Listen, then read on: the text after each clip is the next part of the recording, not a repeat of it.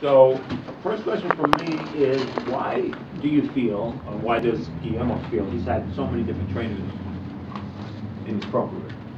Right, Shields, Roach, and now Salas, right? Él quiere saber por qué tú has tenido tantos entrenadores en tu carrera profesional. Tantos entrenadores. Bueno, a veces que no se pone de acuerdo una cosa con la otra y a veces pasan a pequeños problemas. Sometimes things just, happen this way, just basically, he had Freddie and he had Ronnie, and now he's got the greatest Cuban trainer of all times, Ishmael Salas. Is this their first fight together? What's that? Is this their first fight together? It's been their first fight together. Okay. Have any of these trainers tried to change Guillermo? Because he was such a great amateur, we know that. Did they try to change anything about it? Dice que tú fuiste un gran amateur. Los entrenadores que tú tuviste te trataron de cambiar tu estilo, los entrenadores que tú has tenido. No, ninguno. Nobody's trying to change his style. Has there been any difficulty at all to him in adjusting from amateur to pro? ¿Ha sido difícil para ti, para la transición de amateur a profesional? ¿Ha sido difícil para ti? No ha sido muy difícil, ya que nosotros tenemos una maestría bastante alta, pero hay que resaltar algunas cosas. No es tan fácil, porque no es fácil cambiar una cosa para otra. Nadie dice, no, pero usted tiene la maestría, pero no es tan fácil, no es tan simple. It's not a simple adjustment, you're going many rounds, it's a different game altogether, So it's not been an easy transaction, but it's transaction. Does he feel he's mastered? ¿Tú crees que ya tú estás ya donde tú tienes que estar en lo profesional? Ahora sí, la calidad es la calidad. Now he's there, where he wanted to be. Okay. Watching him in a number of his fights, Louis, at times, from my perspective watching, at times he looks like he's been bored. That he's so much better than his opponents, that he looks bored in the ring. Quizá algunas veces te veo pelear a ti y tú eres tanto mucho mejor que tus oponentes que algunas veces parece que estás peleando como aburrido, porque eres tan mejor que tus oponentes que tú sabes que ganas fácil. El entrenamiento. Ya cuando hay entrenamiento ya esas cosas pasan. Listen, when there's condition, I'm in shape, I can think. I know exactly what's going on. So has he been bored sometimes? ¿Tú te aburres alguna vez en el ring porque los oponentes son tan super menor que tú? No que te aburra, porque ahí siempre tiene que estar vivo, eso es como una selva ahí, si te mareas te comen. He says, he never gets home there because the dead man in the cemetery, you know what I'm saying? The dead man in the cemetery, anybody can, Right. Yeah. Gotcha, okay. Now, I'm sure this is a question I'm sure he's answered many times, but we have to ask it again. He's been accused at times, and I think fairly so, of being boring to watch, the Cordova fight specifically. Is he conscious of that? Is it important for him to not only win, but to entertain?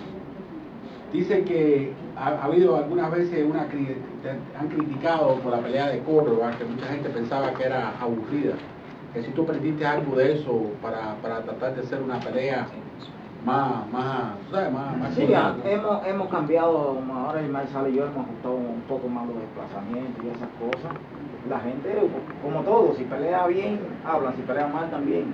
Yo hago mi trabajo, hay que hacerlo bien, porque la gente lo que quiere es ver el show, pero bueno, estamos tratando de hacer eso y lo que vamos a hacer ahora para mañana.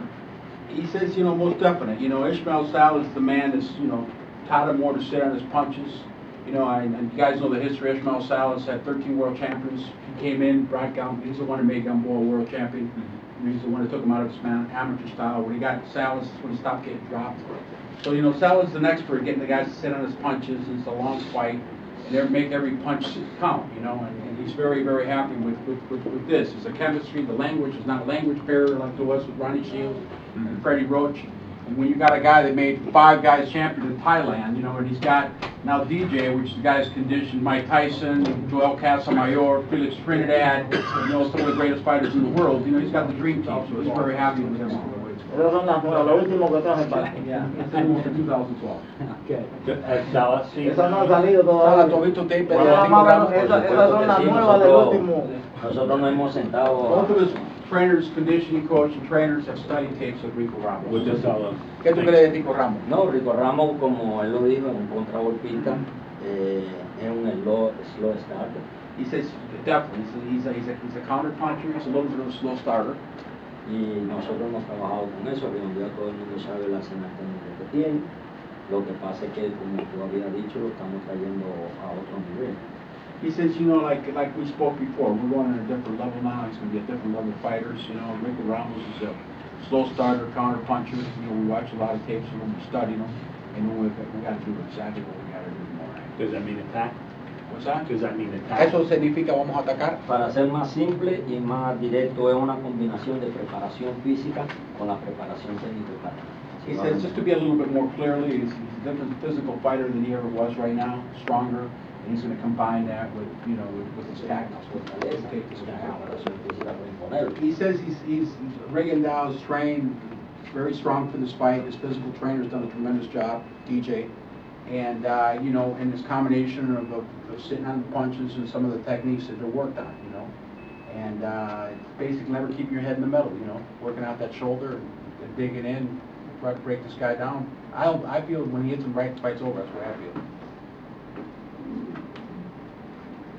Also, from a fighter that has so much experience amateur-wise, and now making a professional transition, I've watched him on tape, and you know, no doubt he has a tremendous left hand.